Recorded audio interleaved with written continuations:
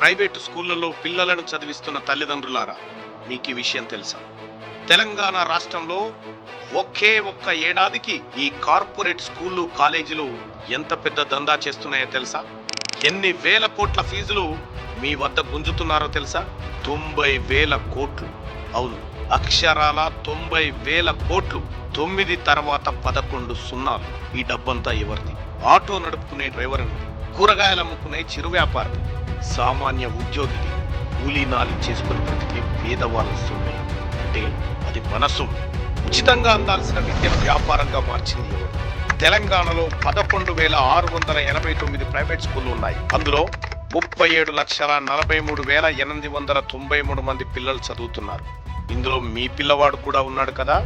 ఈ ప్రైవేట్ స్కూళ్ళు కాలేజీలు 70% రాజకీయ నాయకులే. మీ పిల్లలు ప్రైవేట్ స్కూళ్లలో కూడా ఫ్రీగా చదువుకోవచ్చని right to education act section 12(c)(1) చెప్పిందన్న విషయం మీకు తెలుసా? ఈ విషయం మీకు తెలియకుండా దాచింది ఎవరో కాదు, మన రాజకీయ నాయకులే. ఎందుకంటే వాళ్ళ విద్యా వ్యాపారాలు దెబ్బతింటాయని. భారత పార్లమెంట్ చేసిన చట్టం దేశంలోని చాలా రాష్ట్రాల్లో అమలవుతున్నది. మరి తెలంగాణలో ఎందుకు అమలు కావట్లేదు? ప్రతి ఏడాది లక్షల రూపాయలు చెల్లిస్తూనే ఉంటావా? లేదంటే రాజ్యాంగం ఇచ్చిన హక్కును అమలు చేయాలని డిమాండ్ చేస్తామా? అందుకే హైదరాబాద్ పేరెంట్స్ మేల్కొన్నారు. రైట్ టు ఎడ్యుకేషన్ యాక్ట్ అమలుకు గొంతెత్తుతున్నారు. రండి, ఫీజుల దోపిడీని ఖతం చేద్దాం, మన పిల్లల భవిష్యత్తును తీర్చిదిద్దుదాం. చలో ఇందిరాపార్. తీన్మార్ మల్లన్నగా నేను వస్తున్నా.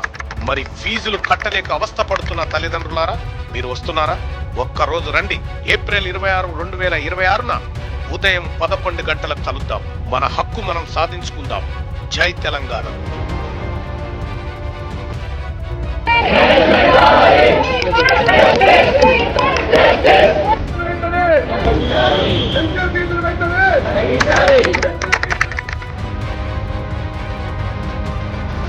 తల్లిదండ్రులకు విద్య అనేది భారం ఎత్తున్నది.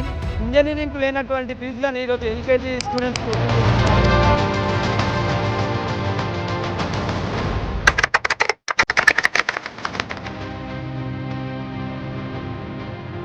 ప్రైవేట్ దోపిడీని కట్టడి చేయడానికి, పేదవాడి విద్యను అందించడానికి 2009లో విద్యా హక్కు చట్టం తీసుకొచ్చుకున్నాం సార్. Right to education. ఇప్పటి వరకు తెలంగాణ రాష్ట్రం అసలు ఈ చట్టాన్ని ఇంప్లిమెంట్ చేయాలి.